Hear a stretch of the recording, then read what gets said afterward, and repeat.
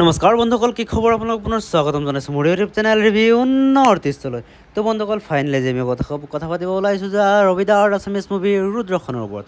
হয় বন্ধুসকল, এই চিনেমাখনৰ ৰিলিজ ডেট বহুত ওচৰত আহি গ'ল। 27 তাৰিখে ৰিলিজ হোৱাৰ কথা আছিলে। বৰ্তমানলৈকে বুক মাই শ্ব'ত এইখন চিনেমাৰ একো পোষ্টাৰ দেখুওৱা নাই, এডভান্স বুকিং একো দেখুওৱা নাই কি আচলতে 27 তাৰিখে এইখন চিনেমা ৰিলিজ হ'ব নহ'ব, তাৰ ওপৰত ডিছকাছ কৰিম। এই ভিডিঅ'টো বহুত ইণ্টাৰেষ্টিং হ'ব।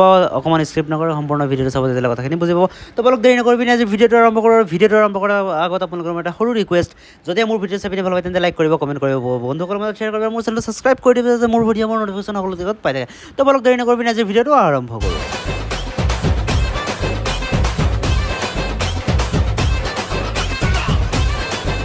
তো বন্ধুসকল, ফাইনেলি ৰবি দাৰ চিনেমাখন 27 তাৰিখ শুক্ৰবাৰে ৰিলিজ হ'বলৈ গৈ আছে। তাৰ ওপৰতো চিনেমাখনৰ বুক মাই শ্ব'ত বৰ্তমানলৈকে একো আপডেট দেখুওৱা নাইকিয়া। হয় বন্ধুসকল, আচলতে ভাইমন্দা বৰ্তমানলৈকে হলত চলি আছে। তাৰ ওপৰত চাওক, যিখিনি হিন্দী মুভি আহিছিলে, হাউচফুল 5, তাৰপিছত আপোনাৰ তাৰ সিতাৰে জমিন পৰ নে কিবা আছিলে আমিৰ খানৰ চিনেমাখন, সেই চিনেমাখন হওক বা হিন্দী যিমান চিনেমাই হওক, এতিয়ালৈকে কিন্তু মোৰ লোকেশ্যনত বা অসমত মই এনেকৈ চেক কৰাৰ বাবে ক'তো নাপালোঁ। গুৱাহাটী যদি চলি আছে তেন্তে সেইটো নাজানিম, কিন্তু অসমৰ লোকেশ্যন মৰাৰ পিছতো আপোনাৰ অকল অৰুণাচলত চিনেমাখন চলি আছে বুলি দেখায়। আমাৰ অসমত হিন্দী চিনেমা একো চলা নাইকিয়া। তো যেনেকৈ ভাইমন্দা চিনেমাখনত দেখাইছিলে যে এসময়ত আছামিজ চিনেমাই হিন্দী চিনেমাৰ কাৰণে শ্ব' পোৱা নাছিলে, তো ভাল লাগিছে সেইটো কাৰণে। আৰু চিনেমাখনে ভাইমন্দা যোনে যোনে চাইছে সেইটো গম পাইছে। আৰু যদি ভাইমন্দা চিনেমাখনৰ ওপৰত আপোনালোকে এটা ৰিভিউ লাগে তেন্তে মোক কমেণ্ট কৰি পিনি জনাব। মই চিনেমাখনৰ ৰিভিউ মই কমপ্লিট বেলেগ এটা ভিডিঅ'ত ৰিভিউটো বনাই পিনি আপোনালোকৰ মাজত মই আগবঢ়াম।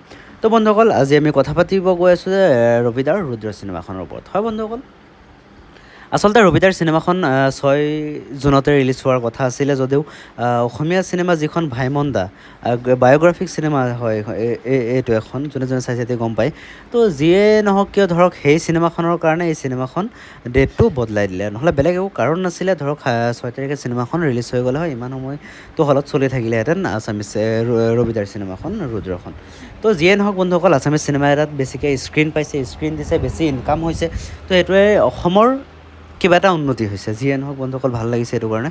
তো এতিয়ালৈকে ধৰক বুক মাই শ্ব'ত এতিয়ালৈকে ৰুদ্ৰ চিনেমাখনৰ একো এডভান্স বুকিং হওক বা ট্ৰেইলাৰটোৱে হওক, একো এতিয়ালৈকে তেনেকুৱা ধৰণৰ একো আপডেট দিয়াই নাইকিয়া আপোনাৰ ধৰক। আৰু জানিব পৰা মতে ধৰক ৰুদ্ৰৰ প্ৰিমিয়াৰ শ্ব' বৰ্তমানলৈকে চলি গৈছে, আৰু তাৰ পিছতো ধৰক এতিয়ালৈকে চিনেমাখনৰ বুক মাই শ্ব'ত এতিয়ালৈকে অহা নাইকিয়া, এডভান্স বুকিং এতিয়ালৈকে অ'পেন হোৱা নাইকিয়া।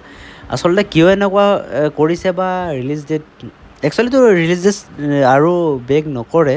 27 তাৰিখে আপোনাৰ ৰিলিজ হ'ব চিনেমাখন। তথাপিতো ইমান সময়লৈকে ধৰক ৰুদ্ৰ চিনেমাখন আপোনাৰ বুক মাই শ্ব'ত আহি যাব লাগিছিলে। তো বহুতে চাগে ৱেইট কৰি আছে এডভান্সতে টিকেটটো কাটি ৰাখিবৰ কাৰণে, পিছত নাপাম বুলিকে। তো ময়ো সেইটো অপেক্ষাতে আছিলোঁ।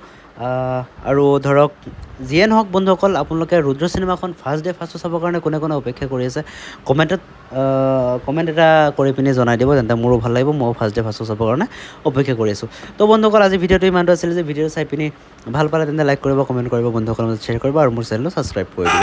তো বন্ধুসকল, আজিলৈ এৰিছোঁ। পুনৰ লগ পাম অন্য এটা ভিডিঅ'তে। তেতিয়ালৈকে বেলেগক জয়।